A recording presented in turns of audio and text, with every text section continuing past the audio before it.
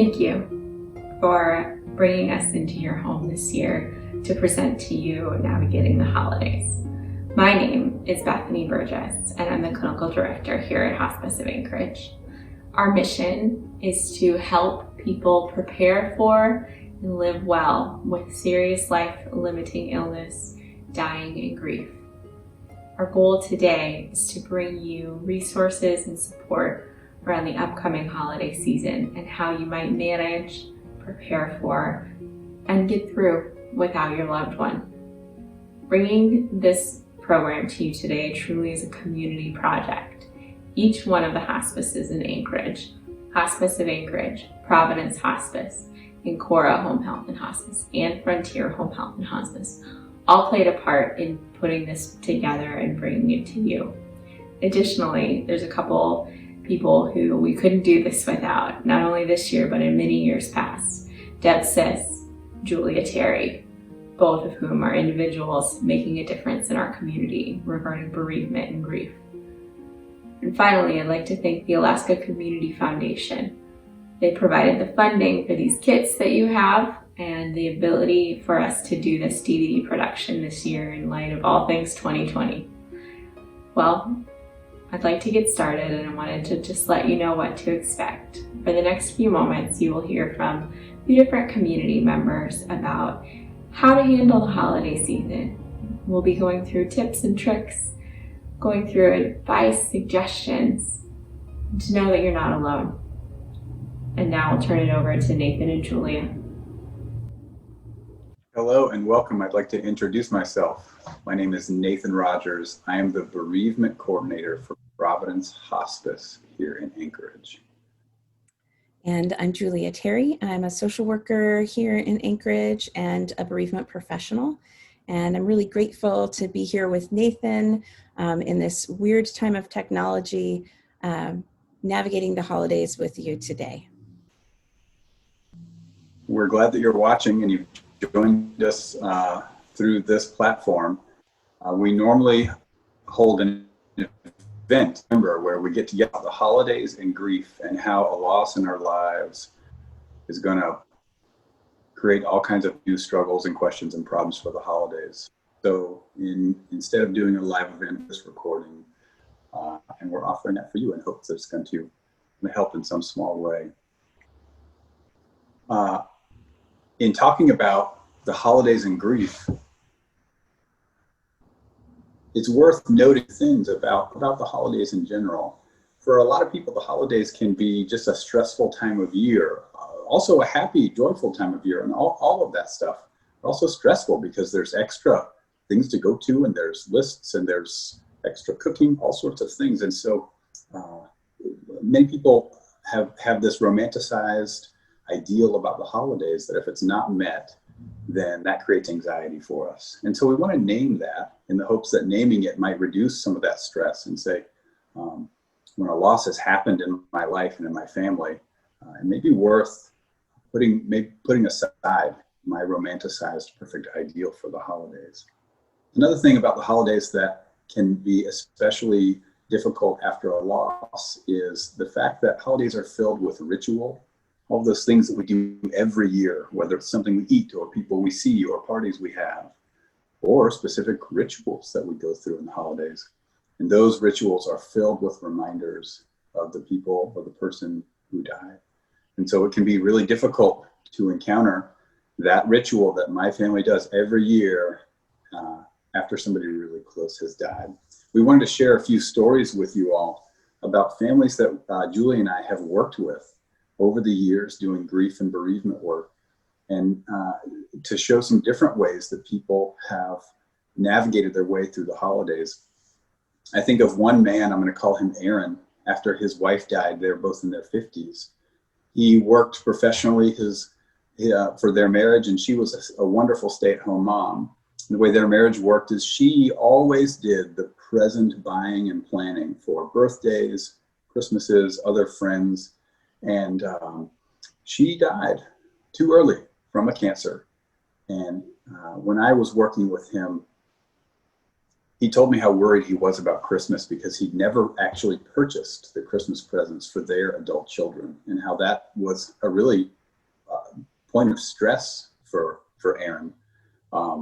It was fascinating watching him work through this and try to plan. And not that he's incapable, he just never had gone through these acts of buying the presents. Well, it turns out he did, but this was a new point of struggle for him that he didn't see coming necessarily when she died earlier in that year. I'm happy to report Aaron learned, and he bought presents, and he was happy with it, and they were able to have their holiday together, missing his wife and his kid's mom. But that was a place of growth that he was able to step up and meet. I think of another lady, I'm going to call her Sherry. After she lost her husband, she was dead set that their Christmas tradition was going to be maintained. And what they did for Christmas every year was them two on the floor in their living room in front of the fireplace with their couple of dogs, just opening presents together, kind of a quiet, intimate Christmas. And she said, darn it, I don't care if I cry through every present. I'm going to sit on my living room floor by the fireplace with my two dogs and open presents. And it's exactly what she did. And she cried through almost every one.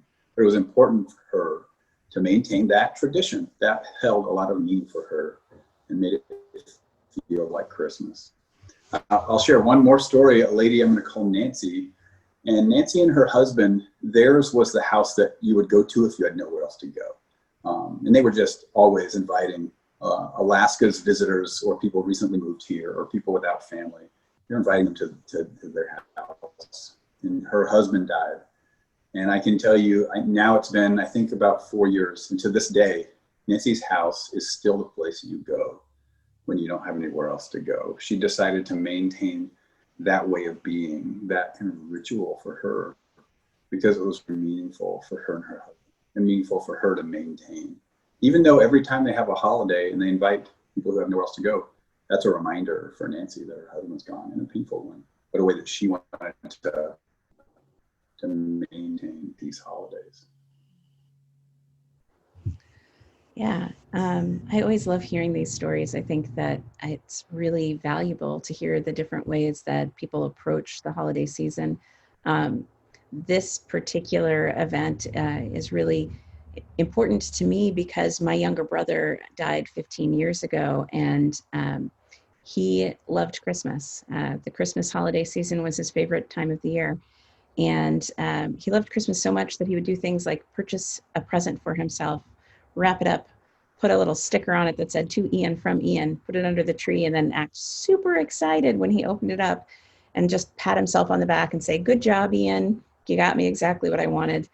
And so when he died, it was extremely difficult to navigate how we were going to participate in the holiday season.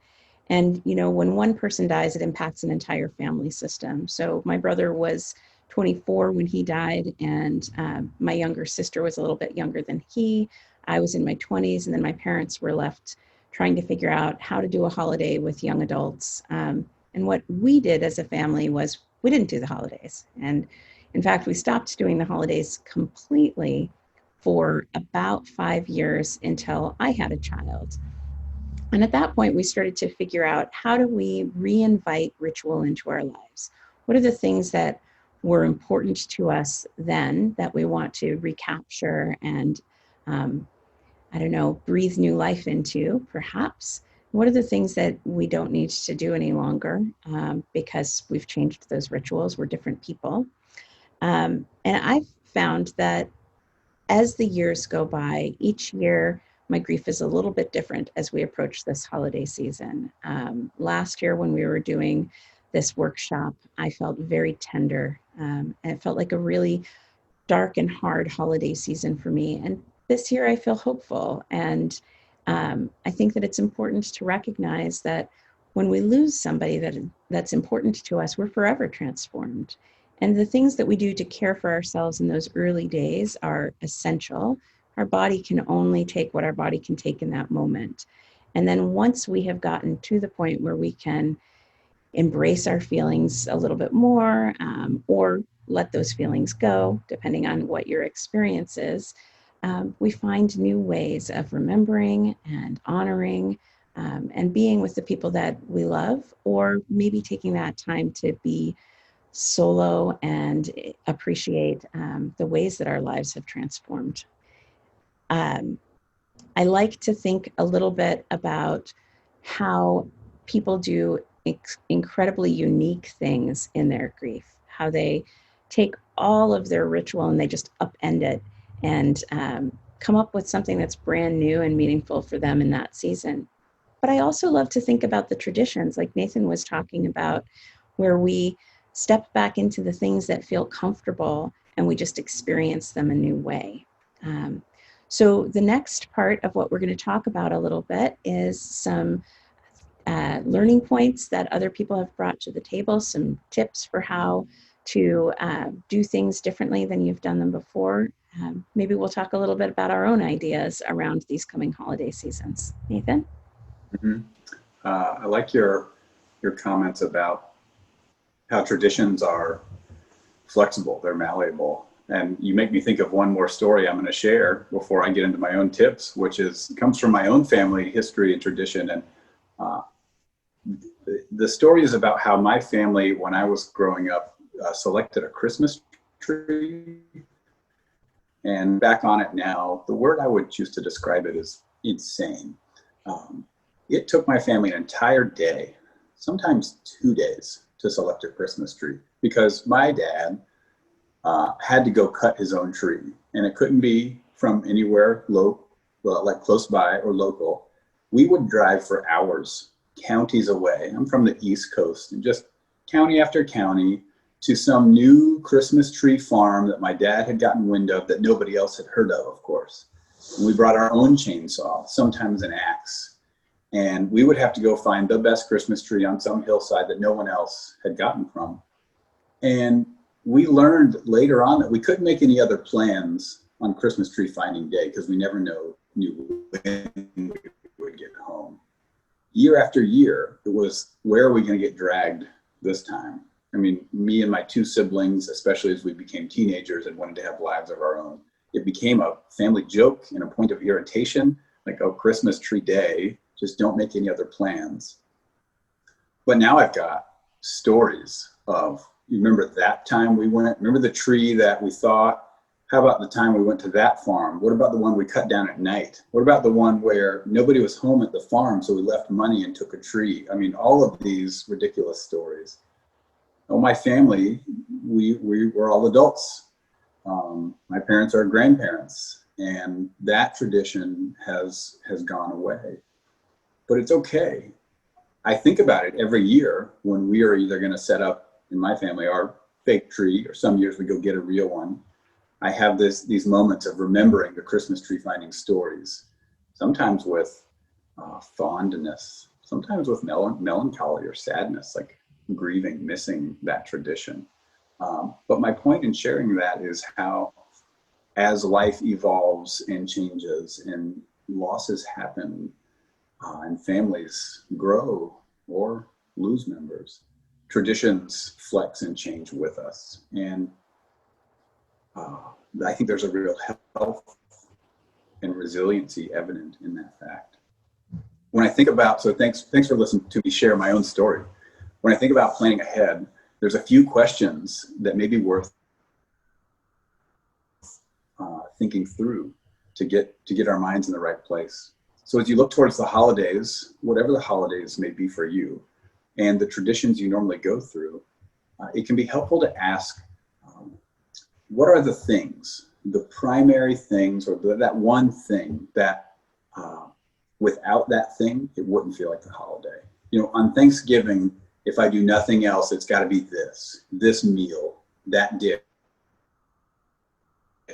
So-and-so has to bring those rolls. Otherwise, it just won't feel like Thanksgiving. If you can ask yourself that kind of question and come up with any kind of answers, that may begin to guide you. Okay, these are the things that are important to me. These are the things that make a holiday feel like a holiday, feel meaningful. So those are the things that may be worth preserving.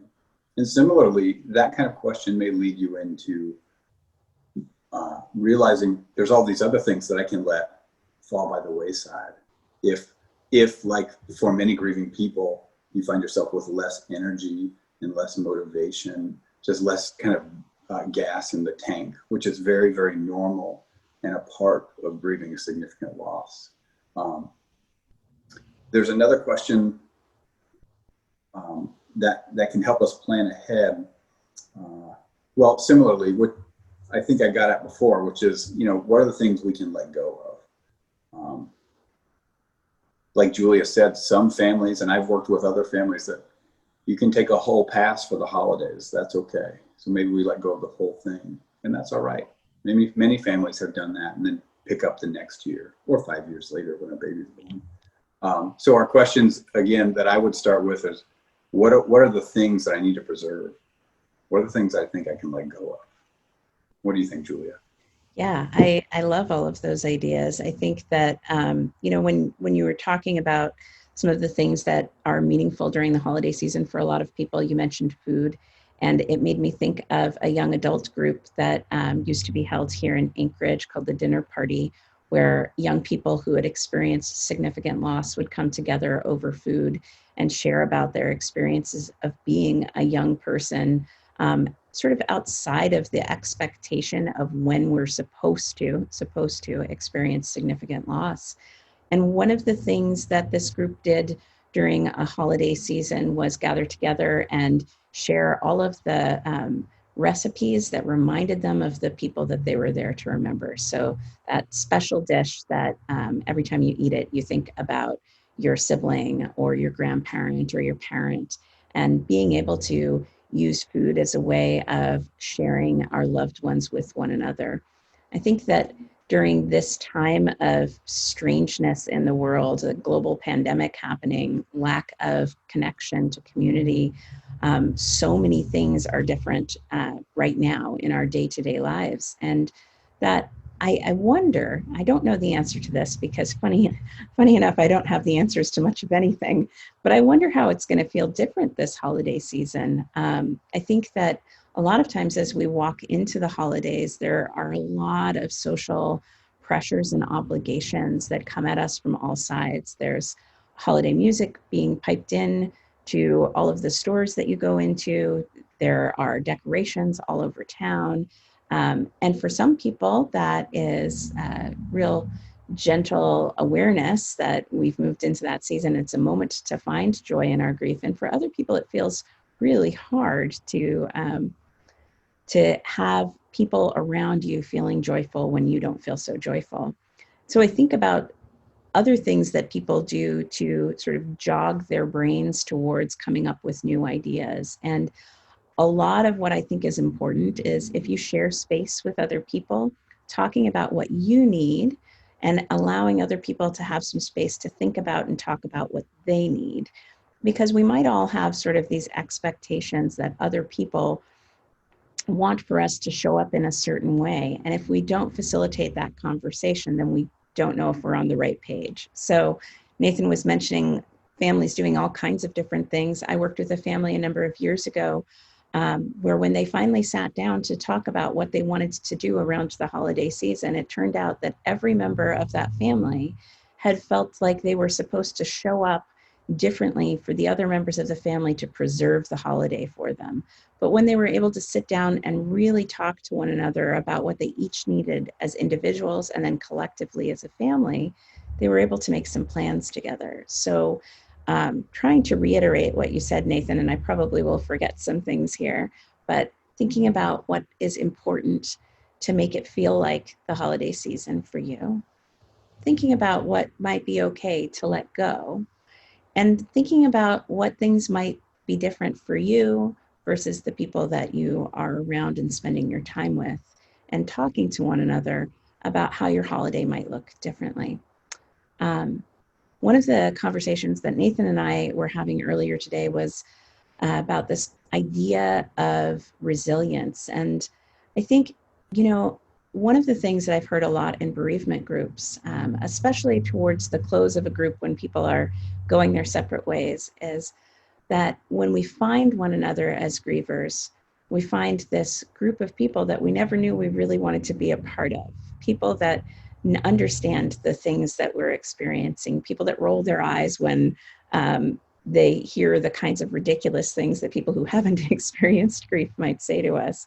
I was wondering, Nathan, if you had any ideas around sort of this new and interesting time that we're living in and what that might mean for people who are experiencing grief.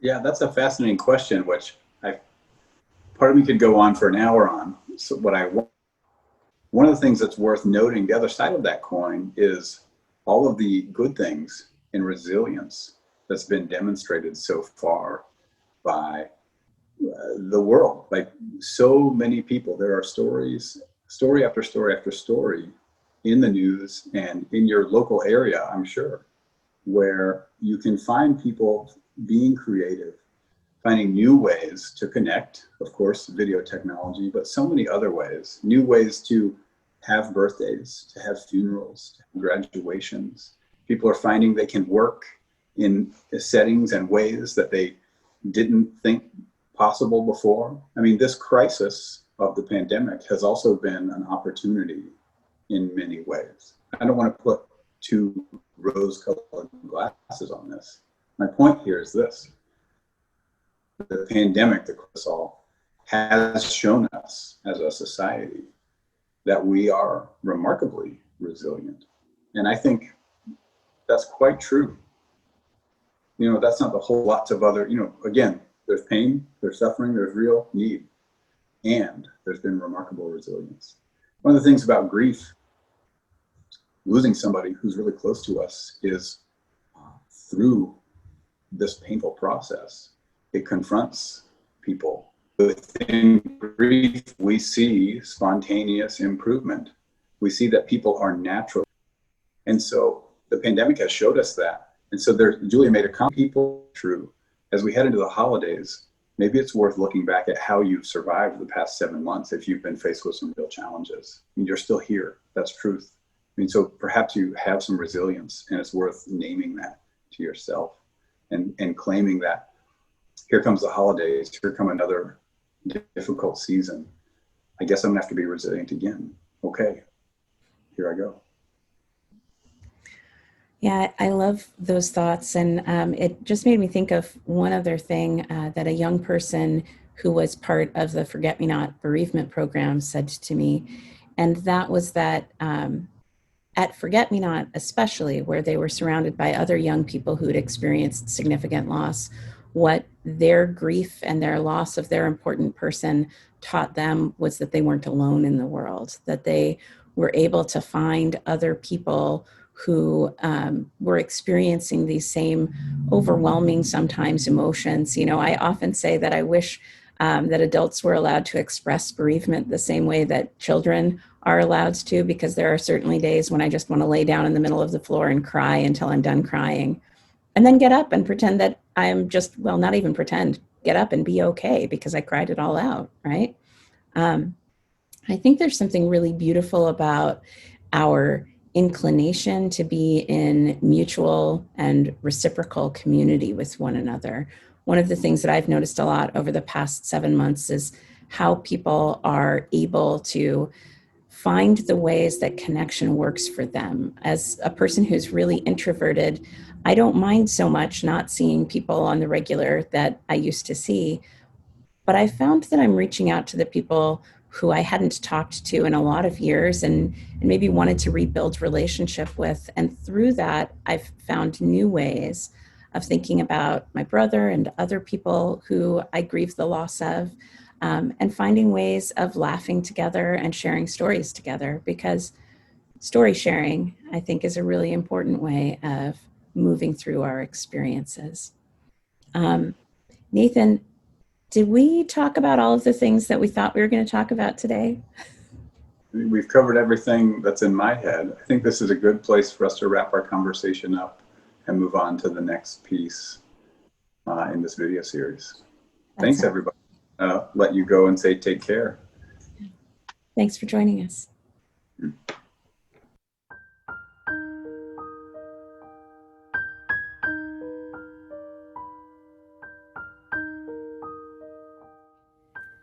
I would like to invite you to take part in a special candle ritual that honors your special person as well as yourself.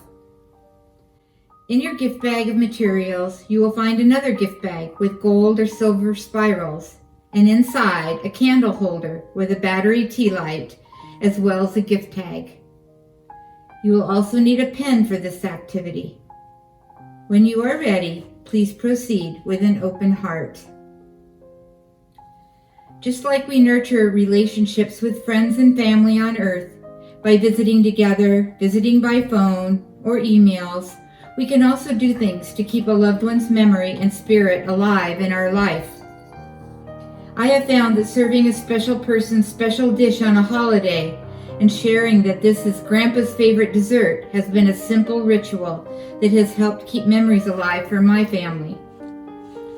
Rituals can be beautiful and simple way to honor our special people.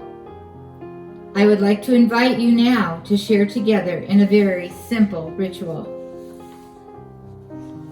Withdraw into a safe, quiet, inner place. With receptivity and love, listen to your deepest inner wisdom. Peace of mind, calm, and wholeness will result. The more we embody this grace, the more we will radiate goodwill and harmony, and the more good we will create for ourselves and others. I invite you to use the tag in your gift bag and choose whatever feels the most comfortable for you. Perhaps write your special person's name on the tag and a quality you most remember and appreciate about them. Or perhaps you would like to write your special person a note, and on the other side of the tag, respond as your special person might respond to your note. When feeling complete, light your candle and place it in the candle holder and tie the bag to the candle holder. Allow yourself to take as much time as you need.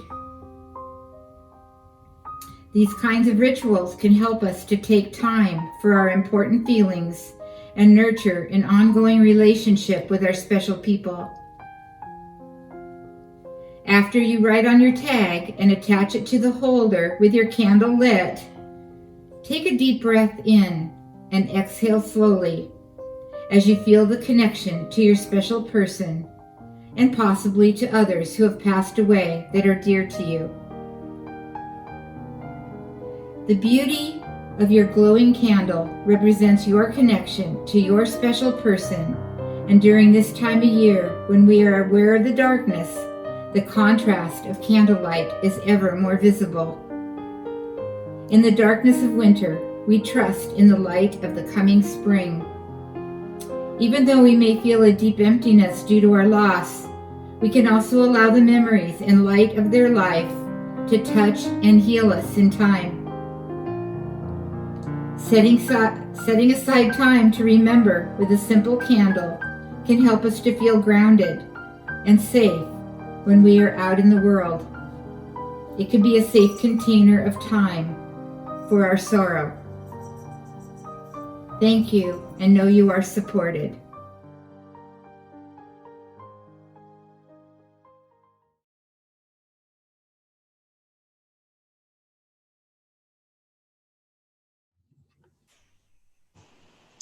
Hello, my name is Nathan Rogers. I'm the bereavement coordinator for Providence Hospice here in Anchorage, Alaska. I've been in that position since 2012, and I've had the privilege of speaking with and supporting literally thousands of grieving people at this point. I just want to share with you some of the resources that are available to anybody in the community. At Providence Hospice, you're welcome to contact us, and we can set up a formal phone conversation for what I call little C grief counseling, or grief counseling that's not therapy, to just talk through what it's like to live with a loss in your life. We also have bereavement support groups. You're welcome to call and inquire if you'd like to join a group. I've found that grief groups are one of the ways people receive some of the most beneficial long-term support after a significant loss. We can also have an informal chat over the phone if you'd like. I can also recommend print resources. We have books and pamphlets, all of the stuff you might expect. What I want to say is that our resources are open to anybody in the entire community, absolutely free. So there's no bill that we'll ever have to talk about. If you want to reach out, the phone number for Providence Hospice is 212-4400. Again, my name is Nathan Rogers. Thank you and take care. Hi, my name is Julia Terry. I'm a social worker and a bereavement professional working here in Anchorage. I wanted to highlight 2 resources for those of you who might find them to be of benefit. The first is the Alaska Center for Child Loss.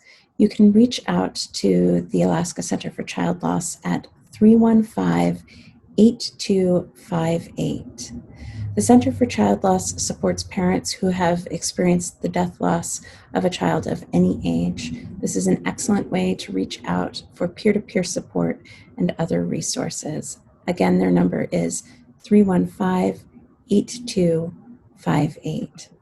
I'd also like to highlight the Survivors of Suicide Loss group that is led by the Alaska Police and Fire Chaplains Ministries. These group meetings are peer-to-peer, and they're designed to support adult family members and friends of those in our communities who have died by suicide. You can be screened for this group or find more information by calling 272-3100. We're grateful for the time that you've spent with us today. I hope that you'll consider reaching out to any one of these bereavement professionals to provide one-to-one support or to find a group of peers that you can walk on this journey alongside. Thank you and take good care.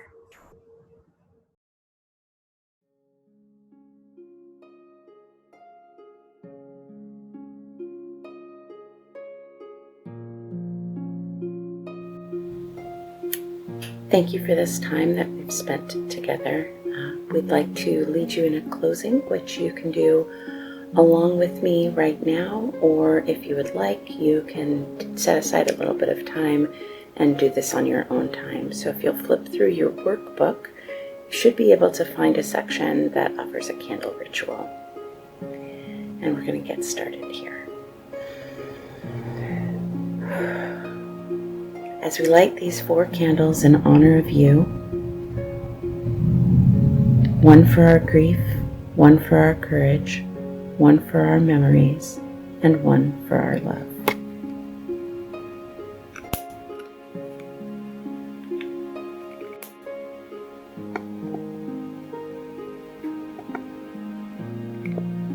The light of this first candle represents our grief. The pain of losing you is intense. It reminds us of the depth of our love for you.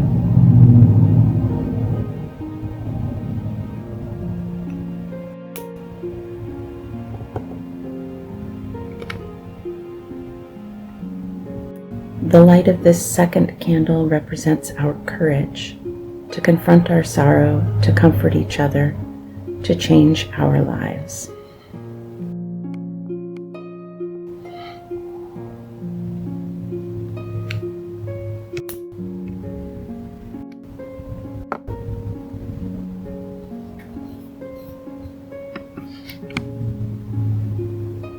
The light of this third candle is a light to all of our memories of you, to the times that we laughed, the times we cried, the times we were angry with each other, the silly things you did, and the caring.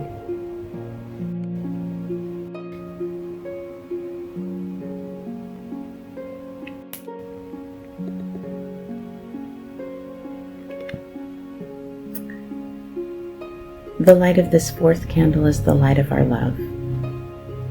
As we enter the holiday season, day by day, we cherish the special place in our hearts that will always be reserved for you.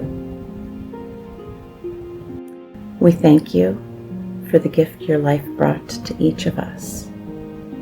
We love you, always.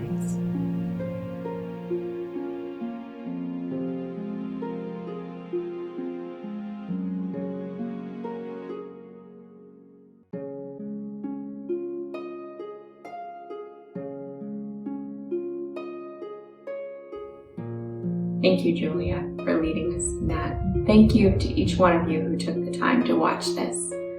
Whether you're watching it for yourself or with a loved one who's lost someone, thank you. I hope you take the next few minutes to reflect. Think about what was said and think about how you might apply that this year. Give yourself some grace. I think it's probably the overarching theme in all this. The holidays will be different. And if 2020 has taught us anything, is that things always change and we can handle this. We're gonna get through it. And each one of the hospices that have put this together would love to talk to you and connect and provide support. You'll find all our numbers on the back of the DVD case or underneath the video if you're streaming online. In addition to a few other support lines, the 24/7 grief support line. Please reach out if you need help, if you need support. Thank you again.